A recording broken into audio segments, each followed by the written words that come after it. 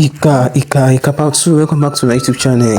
Ọmọ Yoruba TV jẹ́ part 2 movie. Like and subscribe because you drop orúkọ favorite actor àti actress in the comment section. In this movie preview, a máa sọ fún yín nígbà tí part 2 máa jáde, kí ló tilẹ̀ ní part 1 àti kí ni ohun tí ẹ máa expect ní part 2 sinimá yìí. Sinimá yìí parí síbi tí Officer Jídé àti Ìkà ti fi ojú kanra wọn. Tí Jídé sì sọ fún Ìkà pé ọwọ́ pálábá rẹ̀ ségi ní òní pé òní ni òun wá arrest ẹ̀. Báyìí ni Ìkà sọ fún pé kò mọ òun.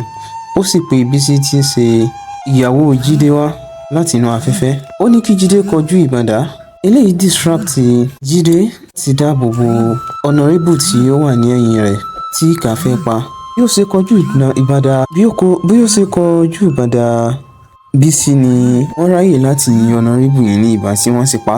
Ibí ni apá kìíní sinimá yìí parí sí. Ohun tí ẹ máa retí ní apá kejì sinimá yìí ni pé ǹjẹ́ Jídé yìnbọn mọ́ Bísí àbí òun àti Ìkà fèsì ara wọn? Eléyìí ni ẹ máa retí ní apá kejì sinimá yìí.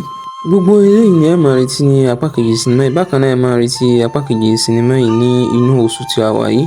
Ó dìgbà kan náà.